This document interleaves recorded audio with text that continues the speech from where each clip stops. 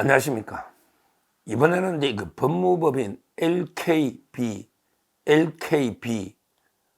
삼각 커넥션 이런 이제 그 주제인데요. 이 법무법인 LKB 가운데 그 좌파 변호 단체의 거의 뭐 사건을 싹쓸이 독식하고 있는 그 변호사비들이 엄청 비쌉니다. 그 김현장보다 비싸다 그러던데 그 의뢰인이 와서 여기에 이제 뭐 가장 주력은요 이광범 변호사입니다. 이광범. 그런데 그 옛날에 대법관 이상훈 대법관의 그 동생인 그럴 이분도 이게 판사 출신인데 대법관 동생이에요. 이광범. 옛날에 지금 탄핵소추인단 대표입니다. 국회 정청래 탄핵소추인 대표가 이광범이에요. K가 이제 그 김종건 변호사인데 김종건.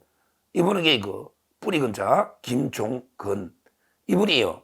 이재명하고의 동기일 거예요. 그러면서 이재명 사건의 모든 사건의 변호인. 지금 LKB 약간 이게 독립을 해도 실제는 이게 그대로 아마 이게 그 연관이 있지 않을까. 저는 그 자세한 내막은 모르지만 하여튼 김종건 변호사하고 이제 이광범 변호사가 주축이 되고 B는 뭐 제가 확인도 안 해봤는데 누군지 물어보진 않고 왜 지분이 별로 없을 거예요. 김현장 해도요. 김영무 변호사가 거의 뭐 90% 지금 90% 이상이지. 장수길 변호사는 지분이 없단 말이에요. 김현장 장 변호사는 영향이 없어요. 그러니까 제 말은 이광범, 김종건 지금도 두 분이 실질적으로 설립하고 키웠다. 이래 보면 돼요. 근데요. 여기에서 보세요. 아무리 좌파들의 그거라도 공수처에 검사가 LKB 출신이 있고 어제 집행하러 왔잖아요. 그 다음에 탄핵소추인단 대표가 4명이나 있다. 이거 한 로펌이 4명이나 이거 말도 안 되는 거예요. 그 다음에 이재명 사건에 모든 사건에 들어가 있는 게 또 김종건 변호사입니다. 이재명의 모든 사건, 그 다음에 탄핵소추인단 17명 중에 4명이 들어가 있다.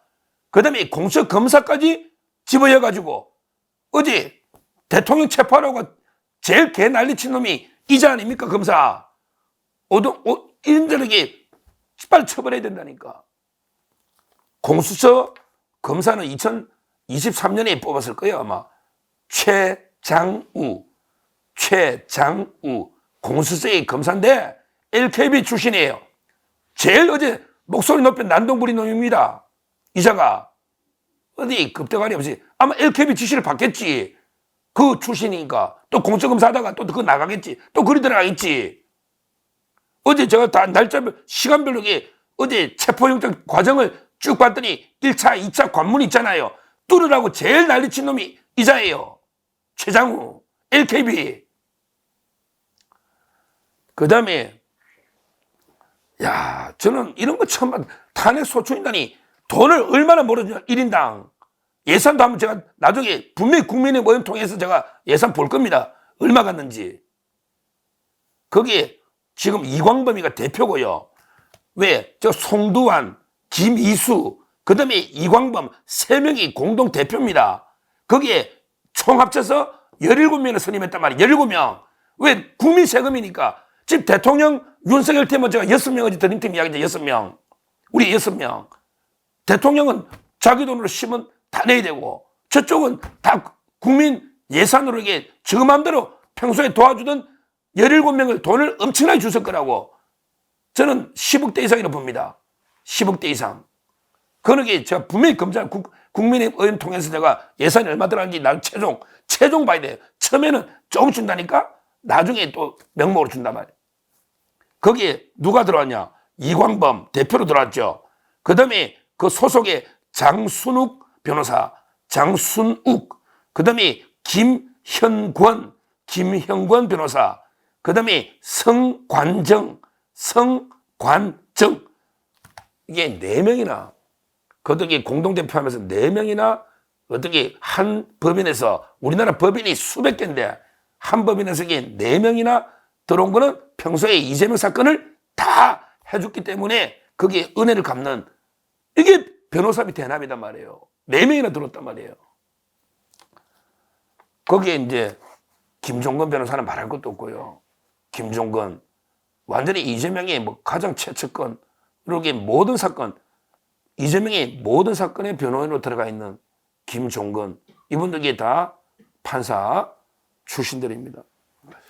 이런 식으로 저는 로펌이 어느 게 그 정파 민주당이나 이재명 하고 연결돼 가지고요. 잘 보십시오. 결국은 이거 이재명 사건은 아주 이거 싸게 이재명 사건은 왜 돈 아예 안 받은 문제되니까 이렇게 그 변호를 왜 저 그 가격을 알거든요. 김현장 갔던 사람이 그거 갔더니 더 비싸더라니까. 그러면 이게 옛날에 우리 그 위정교사 있죠. 위정교사 사건에 보면 옛날에 이재명이가 경기도지사 그때 선거법 재판할 때 김진성 씨한테 부탁한 그 위정교사 있잖아요. 거기 위정교사 녹취록이 논다 했죠. 김진성 녹취록 말고 그 변호사 녹취록. 거기도 LKB입니다. 그러니까 LKB가 전부 이재명 경기도지사 선거 때부터 LKB가 다 했다 이 말이에요. 그러면 이게 과연 이재명이한테는 게 얼마 받았냐? 이재명이 그때 선거법도 했는데 얼마 받았을까?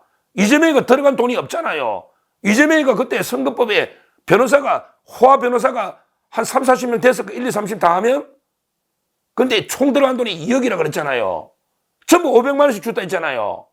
LKB가 보통 5억 받고 하는데 500만 원 받고 하면 이게 말이 되느냐고요. 이재명의 경기도에서 선거법도 아마 총 30 몇 명이 2억이니까 500에서 1000일 거예요.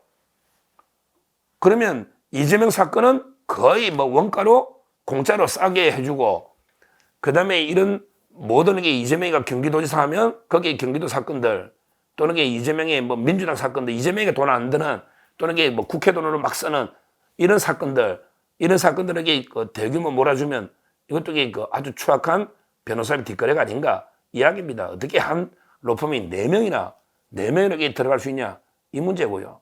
저는 공수처검사 최장우 이 자격에 특히 내통이 된지 안 된지 이재명이나 특히 그 국회 탄핵 소추인단이니까 정청래부터 거기 자기 LKB 소속이니까 공수처검사가 집행하면서 그 이재명이나 민주당하고 내통이 됐다면 이것도 공수처검사로서 아주 그 문제가 있는 왜 기밀이 셀 수도 있는 거고요. 이 자는 철저하게 감시를 해봐야 된다. 철저하게 조사를 감찰을 해야 되는 거죠. 최장우 공수처검사는 어떤 내통이 됐는지. 하여튼 이런 식으로 그 좌파들이 LKB 법인이 1인 한 법인이 여러 군데 공수처나 탄핵소추, 이재명 변호까지 도맡아 놓고 하는 이런 그 유착은 제가 의혹은 철저하게 한번 파헤쳐 봐야 되겠다. 이렇게 말씀드립니다. 감사합니다.